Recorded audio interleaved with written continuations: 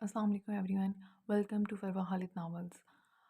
मैं फिर हाजिर हुई हूँ इश्कबाज अस्कलम फरवा खालिद केस नंबर 29 के साथ। ये सरप्राइज़ एपिसोड है। आप सब बहुत शिकायत कर रहे थे, उसकी खातिर मैंने आज ये सरप्राइज़ एपिसोड पोस्ट की है।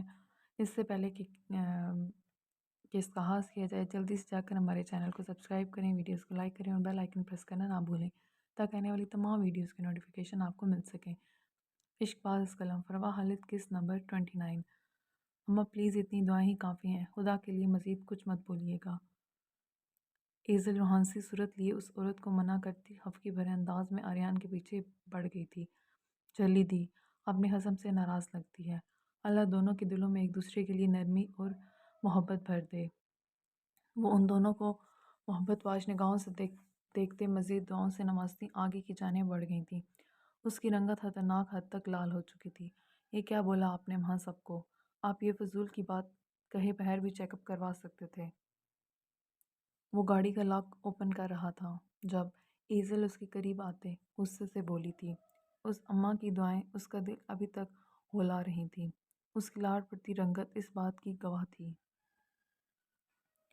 ज़रा जाकर कहो कि हम दोनों बॉस और सेक्रेटरी हैं। उसके अलावा हमारे बीच कोई रिश्ता नहीं है। बिना किसी रिश्ते के इस तरह अकेले सफ़र कर रहे हैं। देखना फिर ये लोग तुम्हें कैसे फूलों के हार पहनाएंगे। आर्यन ने पलटकर तंजिया निगाहों से उसकी जानिब देखते ही सब बोलने का रीज़न बता दिया था।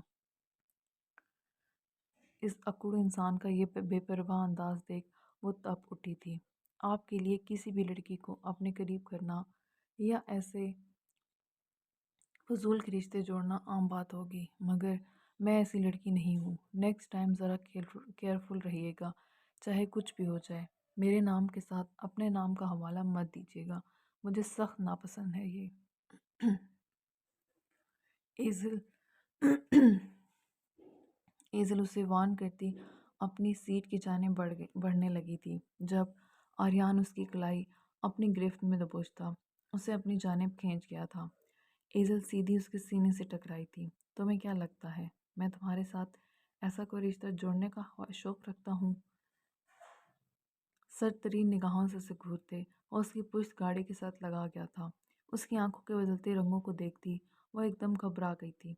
इस शख्स की मसूर कुन खुशबू उसके बेपनाह करीब थी। उसका दिल ज़ोर से धड़का था। आर्यन खानज़ादा की नज़रें उसकी शफाफ रंगत पर गड़ी हुई थीं, जो इस वक्त अपने रोज़ की हुलिये से हटकर ब्लैक इंतहाई खूबसूरत से फ़्रॉक में पहले से भी कहीं ज़्यादा दिलकश लग रही थी। उसके नाजुक सिरापे पर यह फ़िराक बहुत जच रहा था। आर्यन ने कई बार अपनी निगाहों को भटकने से रोका था। उसने नफ़ी में सर हिला दिया था। ये बात तो वो भी अच्छे से जानती थी कि ये शख्स भी ऐसी कोई ख्वाहिश नहीं रखता। वो दोनों ही एक दूसरे से बेजार थे। अब आगे मैं ऐसा कोई झूठा रिश्ता साबित नहीं करूँगा। आगे जो भी प्रॉब्लम हुई उसे तुम हैंडल करोगी। उसकी कलाई आज़ाद करता वो उसे साइड पर कर गया था, जबकि एज़ल ने हपकी भरी निगाहों से उसे घूरा था। ये शख्स बहुत ज़्यादा मगरूर था। इतना घमंड किसी भी इंसान में उसने आज तक नहीं देखा था। वो खामोशी से आकर गाड़ी में बैठ गई थी। उसका मूड सख्त ऑफ हो चुका था। उसको बार बार वो अल्फाज और प्रोटोकॉल याद आ रहा था जब उसे मिसेस खानज़ादा की तरह ट्रीट किया गया था। दिल में अजीब सा एहसास भर गया था। रही सही कसर उस अम्मा की दुआ ने पूरी कर दी थी। वो बेचैनी का शिकार होती पहलू बदल कर रह गई थी।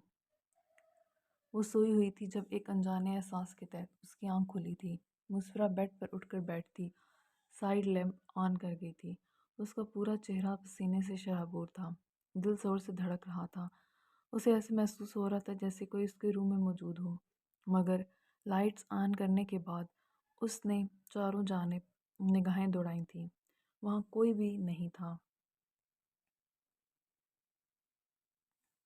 मुस्फरा की घबराई नज़रें दरवाजे और खिड़की की जानिब उठी थीं, जो दोनों बंद पड़े थे।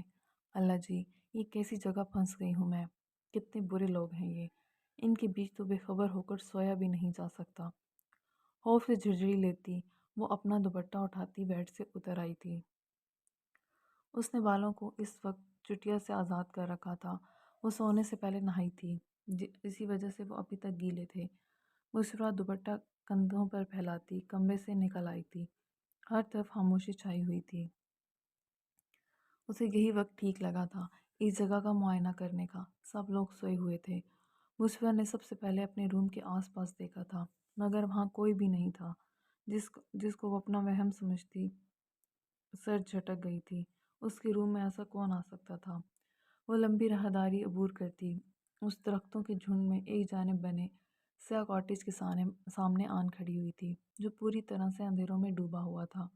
اسے یہاں رہتے اتنا تو پتہ چل چکا تھا کہ زیکے یہیں رہتا تھا، جہاں کسی بھی اور انسان کو جانے کی بالکل اجازت نہیں تھی۔ ایسا کیا تھا کہ وہ وہاں نہیں جا سکتی تھی؟ یہی سوچتے وہ آگے کی جانب بڑھی تھی، بہت ہی احتیاط کے ساتھ قدم اٹھاتے وہ کاٹیج کے دروازے کو دھکیلتی بنا آواز پیدا کیے اندر داخل ہوئی تھی۔ اس کا دل بہت بری طرح دھڑک رہا تھا۔ وہ بہت بہادری بھرا قدم تھا۔ اگر پکڑی جاتی تو زیکے نے غصے میں اس کی گردن دبا دینی تھی۔ اتنا یقین تو تھا اسے۔ وہ دیوار کے ساتھ ساتھ ہوتی سیڑھیاں چڑھ رہی تھی۔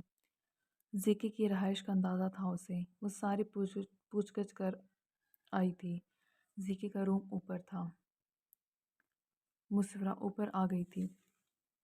اس کے قدم زیکے کے روم کی جانب تھے۔ وہ دیکھنا چاہتی تھی کہ آخر ایسا کیا کرتا تھا وہ یہاں۔ یہ کسی کو بھی وہاں آنے کی اجازت نہیں تھی، لیکن وہ ابھی دروازے کے سامنے ہی پہنچی تھی جب کسی نے اس کے پیٹ پر ہاتھ رکھتے اسے ایک جھٹکے سے اپنی جانب کھینچ لیا تھا۔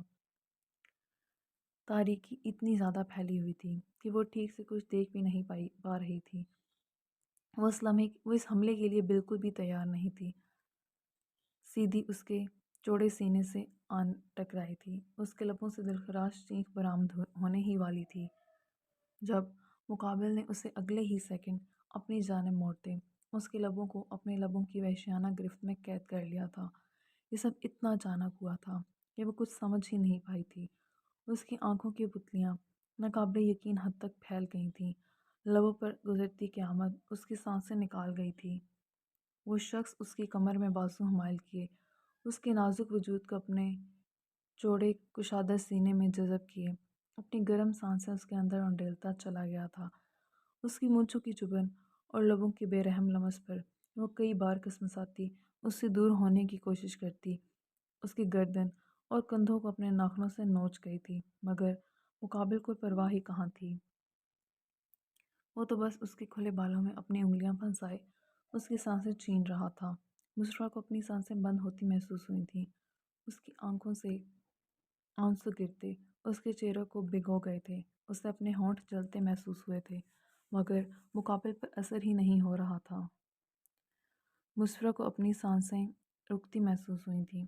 اس کے کالر کو مٹھیوں میں دبوچتے وہ اپنے حواس قائم رکھنے کی ناکام کوشش کرتی اس کی باہوں میں لہرا گئی تھی۔ اس شخص کے اس بے رحم عمل کے بعد اس کی سانسیں اس کا ساتھ چھوڑ گئی تھیں۔ اس کو پوری طرح سے اپنی باہوں میں بھرتے وہ اس کے بالوں میں اپنا ہاتھ پھنسائے اس کا چہرہ اپنے قریب تر کر گیا تھا۔ اس کے نم ہونٹوں پر اپنا انگوٹھا پھیرتے اس شخص کی آنکھوں کا رنگ بے حد سرخ ہوا تھا۔ کتنے ہی لمحے وہ ان کی گدازیت اپنے پھروں پر محسوس کرتا رہا تھا، اس کی آرزوں پر سایہ فگن گھنیری پلکوں کو چھوتے۔ وہ شخص اس وقت اس کے دلکش نقوش کو چھیڑتا اس کی بے خبری سے لطف اندوز ہو رہا تھا۔ انہیں سفر کرتے 3 گھنٹے گزر چکے تھے۔ ایزل سے اب بھوک برداشت سے باہر ہوئی تھی۔ اس بھوک کی وجہ سے چکر آنے لگے تھے، مگر مقابل کو اس سب سے اس حوالے سے کچھ کہنے سے بہتر وہ خود کو بھوکا رکھنا ہی سمجھ رہی تھی۔ بھوک کی وجہ سے نیند بھی اڑ چکی تھی۔ اس نے ایک دو بار اس کی جانب دیکھتے اسے اپنی بھوک کا احساس دلانا چاہا تھا، مگر پھر خاموشی اختیار کر جاتی تھی۔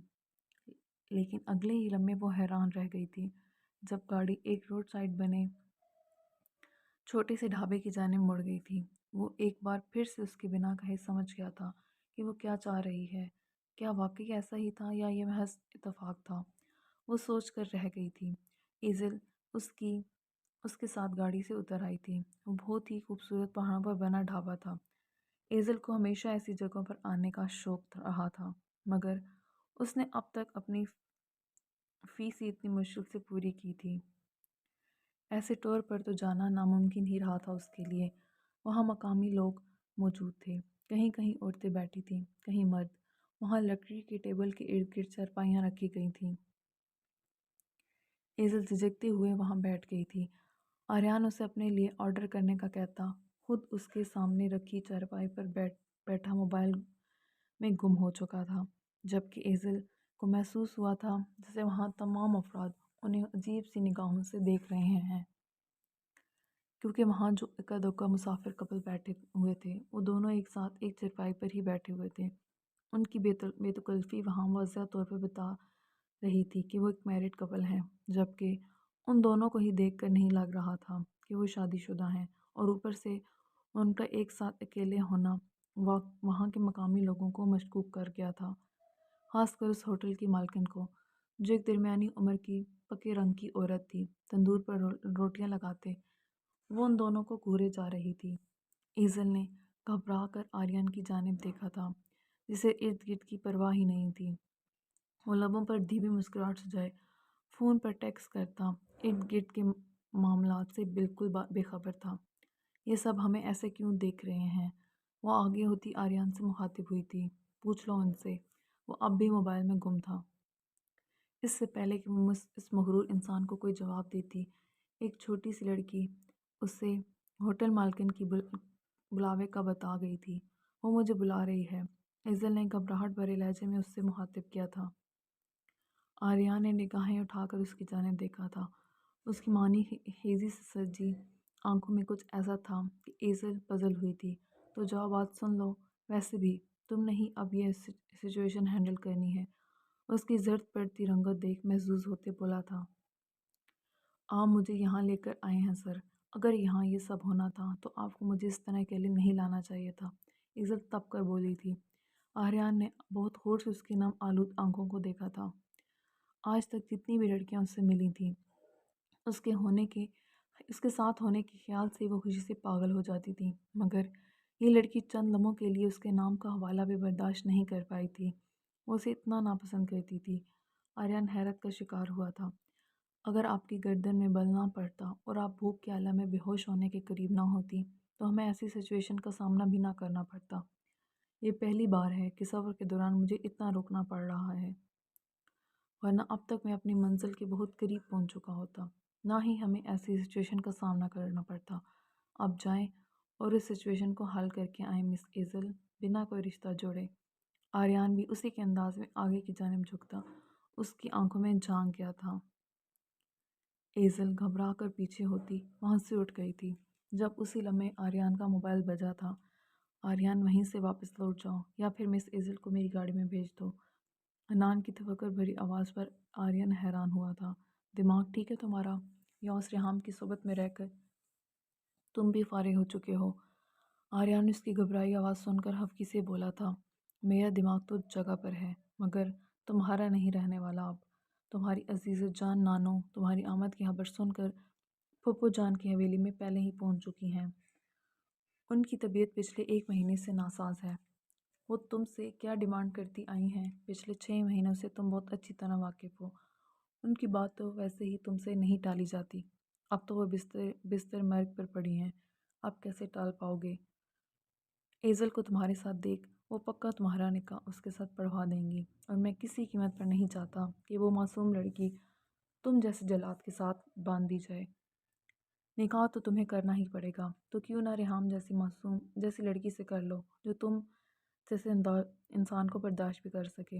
حنان نے اسے تفصیل سے ساری بات بتا دی تھی۔ آریان نے کال ہسٹری چیک کی تھی، جہاں اسے اپنی پھپھو کی کئی بار کالز آ چکی تھیں۔ اس کی نانو جو اپنی اکلوتی بیٹی کی ڈیتھ کے بعد سے بیمار رہنے لگی تھیں، آریان کے دل کے بہت قریب تھیں۔ ان کی لمس میں اسے اپنی ماں کی خوشبو محسوس ہوتی تھی۔ وہ کبھی ان کی بات ٹال نہیں سکا تھا۔ حنان کی بات پر خاموشی اختیار کرتے اس نے نگاہیں موڑ کر ایزل کی جانب دیکھا تھا، جو سرخ پڑتی رنگت کے ساتھ اس ہوٹل مالکن کے پاس کھڑی تھی۔